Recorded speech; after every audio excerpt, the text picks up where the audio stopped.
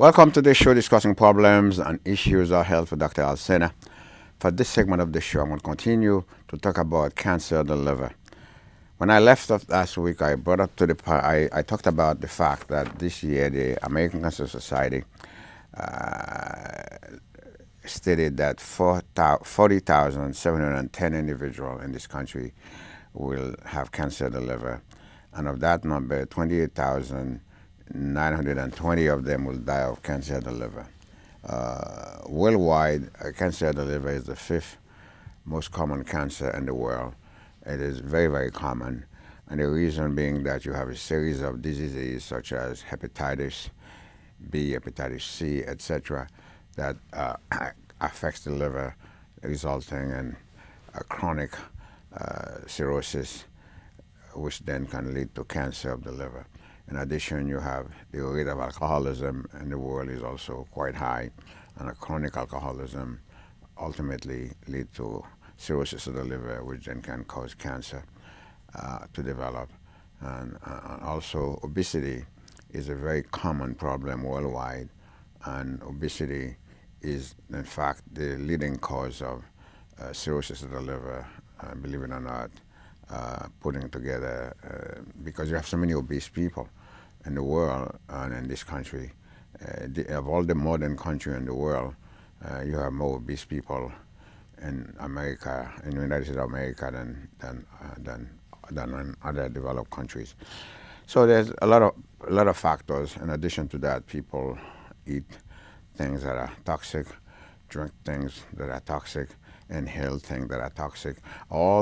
Everything that enters into the bloodstream ultimately must find its way into the liver to be detoxified in one way or the other.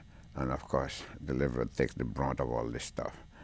And then parasitic infestation is very common worldwide, such as liver flukes, etc. So all these things affect the liver. The list of things that affect the liver in a very negative way is very long. All the hemolytic diseases that leads to iron overload, the iron overload subsequently finds its way in the liver. That also cause liver disease of one kind or other, hemochromatosis, both primary and, as I just mentioned, secondary, all these things. And the list is really quite long. So you say, well, how do you go from all these things then resulting in cancer of the liver? In addition to that, the bulk of the cancers that affect the liver are all metastatic cancer, be it cancer of the breast that metastasize, cancer of the colon, cancer of the lung, cancer of the ovary, cancer of the cervix, on and on and on. All these things can subsequently find their way in the liver. The more advanced the cancers are, so on. So therefore, I talked about last week how we were about evaluating it. You will take the history, and then you will do a physical exam. You will do blood chemistry. You'll do a blood count. You will analysis, etc. You proceed to do an abdominal ultrasound following the examination and CAT scans or MRI of the abdomen, etc. When you do all these things, then of course you do evaluate the coagulation profile of the patient, because as I mentioned last week, of all the coagulation products that exist in the human body, 99% of them are produced in the liver. The one that's not produced in the liver happens to be factor 8, which is produced in the wall of the large vessel in the human body, etc.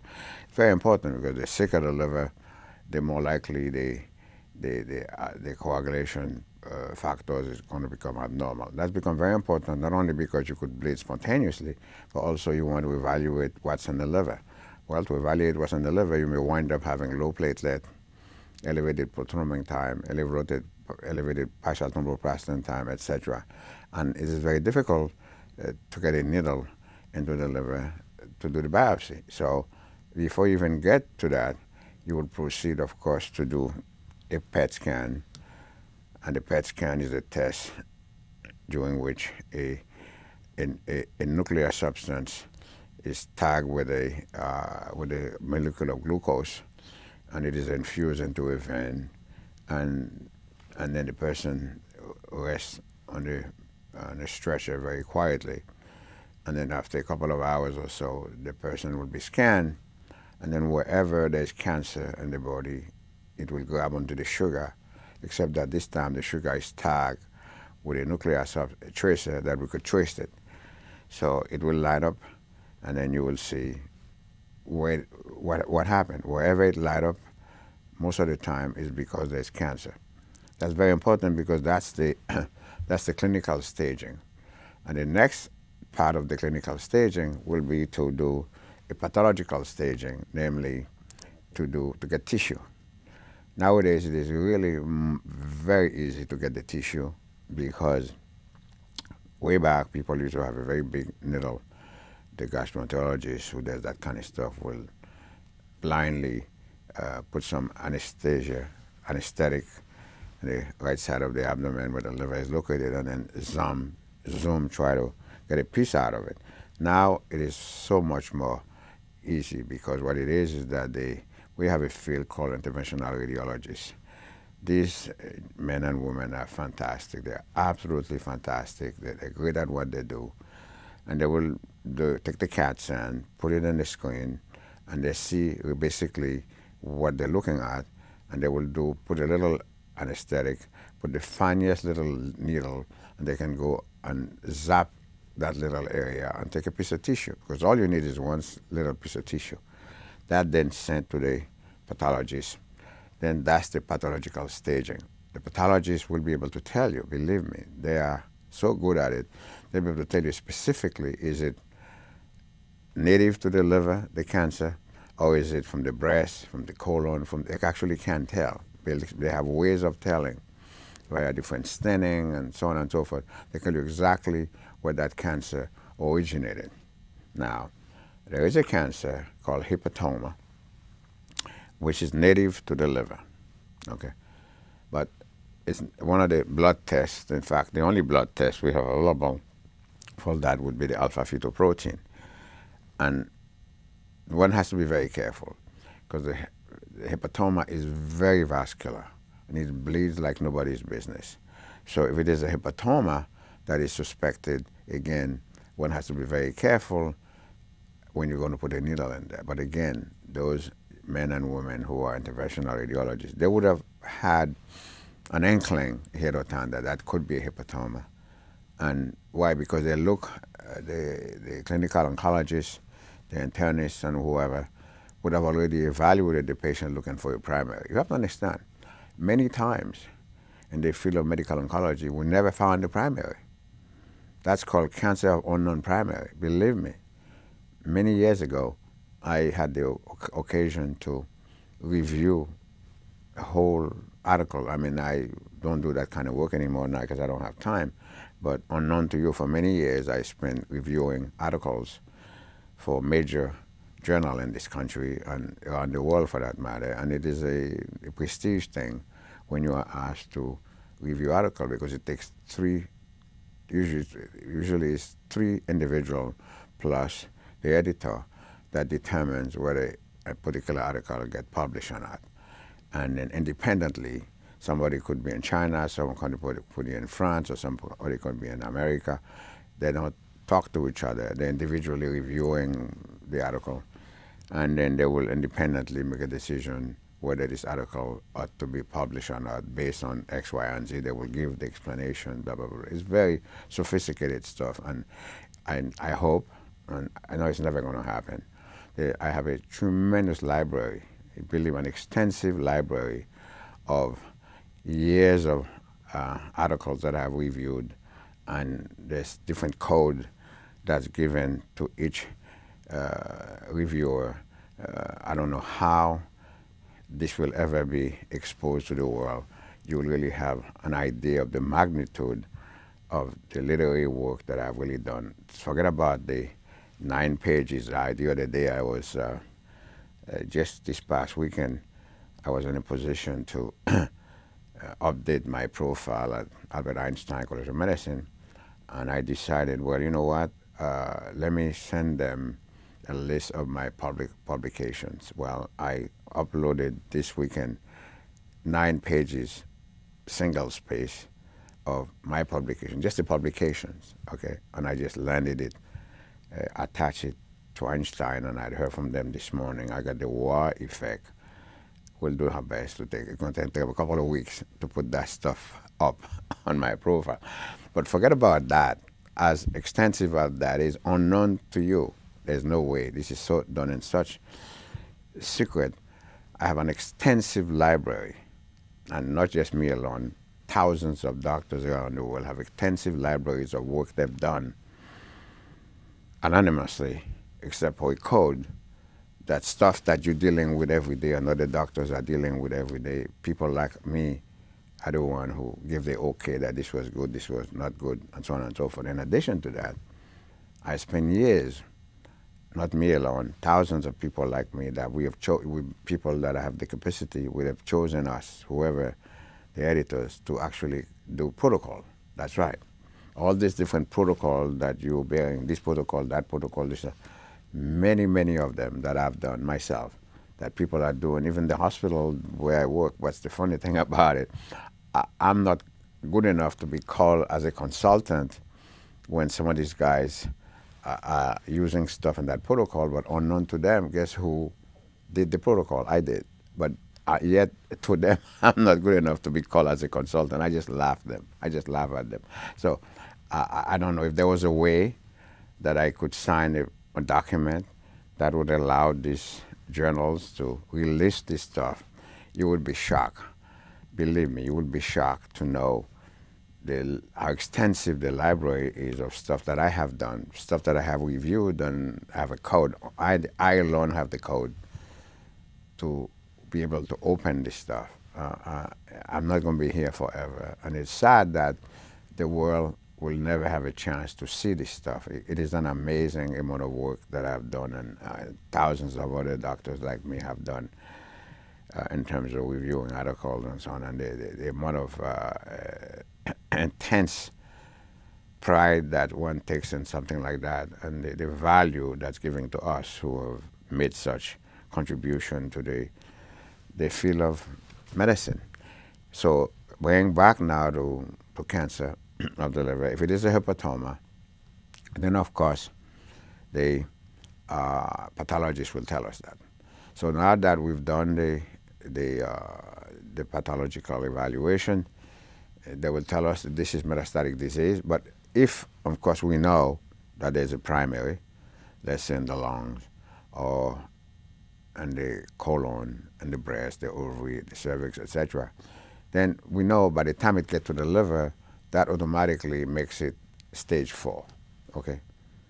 Automatically make it stage 4. If it didn't start in the lung and wind up in the lung, that automatically make it stage 4. And cancer is stage 1 through 4. That has extremely important value, because we have to make a decision what to do with this patient, okay? So, so that's why it's so important to do the PET scan, because the PET scan allows you to know whether the cancer has spread somewhere else, and then how we proceed clinically, the decision that has to be made on how this patient is evaluated from here forward is crucial in terms of knowing if it has spread or not. So now that we know that the cancer is in the liver, the pathologist comes back, tell us it is this cancer or that cancer or whatever. And sometime, the first time you know that there was a cancer somewhere else is because it showed up in the liver first. It's not unusual, as I just stated, for the cancer to show up in the liver and you can't find the primary. And sometimes you may never find the primary. Never. I remember, as I said, I remember reviewing this extensive, massive work that was done. I'm not at liberty to tell you where and when it was done, but I was the one that was chosen to review that. It was mind-boggling to see the amount of cancers that the primary has never been found. Sometimes we're able to cure the patient, but we can't find the primary. So that's where clinical judgment comes in. Suffice it to say, now that we got this pathology report back, then the decision has to be made how you proceed from here forward, okay? Sometime, even if it's a metastatic cancer, if it's just one big lump that's in the liver, the GI surgeons are capable of going into, open the abdomen, Now they don't even have to open it completely anymore. They have all sorts of technique on how they do it in a limited way to take it out. They can take that part of it out. The same thing applies in the lung. If it's located in the lung, be it primary or secondary, in a localized area, it's not spread all over the place, they can go in there and take that out. That removes the cancer burden of the patient, making it easier to treat the patient with radiation in combination with chemotherapy, etc. So suffice it to say, experience is the key. Because no matter what you hear or what you think, more than 70% of what physicians do every day is based on judgment. That is why now the whole field of medicine, clinical medicine in this country, is now moving toward evidence-based and case-based medicine. The whole concept of extensive lecturing in classrooms pretty soon is going to be a thing of the past. And I lived long enough to see that, because I spent years, if you recall, talking about the uselessness of these things and how you could be the most brilliant young men and women, and yet you were lost at the bedside when it comes to the practice of clinical medicine. It's a different thing. It's an art form. Like this book said, the art and practice of modern clinical medicine. Believe me, this is a true, the title reflects what's inside that book and what you do at the bedside. You may be the most brilliant men and women, and there are many such people around, millions of them, but many of them, they're lost at the bedside. So now with the new ways of teaching that's going to start taking place pretty soon, they started it already. It first started with the AMA giving grants to several medical schools to try to teach ethnic-based medicine, cultural-based medicine, which is crucial because, as I said before, and I'll say it again, and I'm not being arrogant, you absolutely, completely cannot practice complete best medicine if you're not familiar with the individual ethnic background and the individual culture. You just cannot. You could do it. You can get away with it. You may be within your medical legal right to do it, but doing it effectively, no. Surgery, yes, because the organs, 99% of the time, are located in the same place the surgeon were to find them. But when it comes to general clinical medicine, forget it. That's not going to happen. It does happen, but it's not happening effectively, I guarantee you. So that being said, now we'll have to decide what to do with this patient, okay? Well, you're going to go about to remove the primary, if that's the right thing to do, even though there may be an isolated mass in the liver, because that isolated mass can be taken out. That part of the liver can be taken out. The liver is a massive organ. It can grow back with no problem. And if it's located in the lung, that might be able to take it out as well, and so on. And it may locate it in other things. If it's an isolated mass, it may be taken out. And then you deal with the primary. Again, I'm not a surgeon. It's for the surgeon to decide after they evaluate if this is something that can be done. Now that has been done, then you got to proceed to go about treating this patient. The surgical oncologist will do his or her part, and then now comes in the medical oncologist in terms of once the surgery is done, the next person that's involved in the care of this patient is the medical oncologist, which is an extensive field. Most medical oncologists, if not all, are internists themselves. They know a lot about general internal medicine, and they also know this field called medical oncologists, people like myself. And then we will introduce the patient to, after informed consent, to provide different chemotherapy for the patient to try to hopefully cure this patient. I have here the different lists of chemotherapeutic agents that are out there to treat patients, realizing that I didn't even bother to tell you about all the different complications that can occur when somebody has this different cancer of the liver. The list is quite extensive, but let me go through it briefly, and then I'll talk about the treatment. general weakness, tiredness, weight loss, headache, nausea, vomiting, esophageal varices, enlargement of the spleen, enlargement of the liver, ascites, abdominal mass, etc. Rectal bleeding, anemia, and then you check the patient for HIV, AIDS, you check for hepatitis A, B, or C, iron overload, I mentioned that earlier, leukopenia, thrombocytopenia, I mentioned the abnormal coagulation, DIC, which is disseminated intravascular coagulopathy, I mentioned the abnormal liver function test, high serum ferritin, the patient can hemolyze, and these people can also develop iron deficiency anemia. And in men, I mentioned last week, you may have gynecomastia. In women and in men also, you may have testicular atrophy, plantar erythema.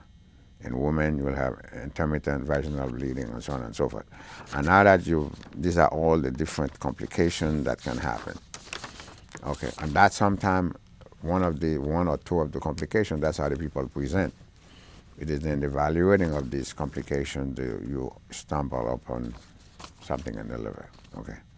Okay, so now you will proceed, you do your surgery, and then you're left now with either radiation therapy and or chemotherapy, or combination of both. And the drugs that are out there, depending on the type of the cancer in question, you have doxorubicin, cisplatin, capecitabine, and then you use these things in different combinations, okay? And then you come to the point now, well, if the situation allows you, you may wind up to do liver transplantation, can occur as well. You could do liver transplantation for these individuals and so on. So the bottom line is to be vigilant and try to live your life, if possible, to refrain from exposing yourself, is that possible, to different toxins. Sometimes it cannot be avoided. Sometimes it's work-related. You have to make a living. Depending on where you're working, you get exposed to all sorts of stuff. But if all these things are not the case, then the rest is up to you. Namely, refrain from abusing alcohol. Do all that you can, if you have the power in your hand, not to get exposed to hepatitis C. And a lot of people are walking out with hepatitis C, and there's some close to 4 million thereabout folks in this country who are walking with hepatitis C. And every year, 10,000 folks die because of hepatitis C. And most of the time it's gotten through drug abuse and people sharing needles. Sometimes it can be both hepatitis C and hepatitis B can be sexually transmitted as well. Hepatitis A, believe it or not, can also, under certain set of circumstances, be transmitted sexually as well. Very rare, but it can. Blood transfusion, much less so these days in this country anyway, because the blood is so very well screened, but nothing is 100%. And people who have HIV/AIDS, depending on how they got it, that exposes them to have liver problem, and sometimes the HIV/AIDS itself can cause liver problem, and so on and so forth. People who have hemolytic diseases such as sickle cell anemia, alpha thalassemia, beta thalassemia, or people who have primary hemochromatosis, by necessity, the iron will pile up in the liver in all these individuals. And as the iron piles up there, it must by necessity degrade. As the iron is degrading, it releases free radicals. Free radical then causes an inflammation. It is local inflammation in the liver that's ultimately predisposes the liver to development of cancer, because the chronic inflammatory processes damages the ENA inside the cells. Then dysplasia sets in, which is the first step in one development of cancer, and so on. So all these things are, I'm telling you, are well known. This is nothing new. Suffice it to say, you live your life. It has to do, diet is very, very important. But then again, who am I to sit here to talk about what people should not eat? People eat that which they can afford. Hunger is nothing to play with. Believe me, I know. As a young person, often I suffered from it. I know exactly what hunger is like. So I'm not here to pontificate, tell people what to eat and what not to eat. You have to search very hard to find a young, growing person that was as poor as I was. And poverty itself is not a crime, it's not a shame, but I can tell you it's a major risk factor to many diseases. The poorer you are, it is just about guarantee the shorter the lifespan is going to be. That's right. An article came out recently in one of the major journals that clearly outlines how and what that happened. That is not to say you can't be poor and live to be 100. Yes, you can, but that is, of course, the exception. In particular, when you're living in the developed world, you don't have the money to do this and do that, can't pay the rent, can't buy the proper food, can't do this thing you're supposed to do, and you wind up eating the food that are the cheapest, that are the most toxic, that are the more problematic, and ultimately your life get shortened. You become sick because of these things. But there's stuff that you have control. You could still be poor and refrain from abusing alcohol. You could still be poor and refrain from getting exposed to drug addiction, etc., which ultimately may wind up causing you to have liver cancer. The bottom line is that you have control of many, many things that you could avoid that can decrease your chances of developing cancer of the liver. Listen, I'm going to stop here. That's about all I'm going to say about cancer. I've been talking about cancer for the last several months. Next week, I'll find something else to talk about, even though there are many cancers yet I didn't talk about. Until such time, keep watching the show. This is Dr. Alcena saying so long and bye-bye.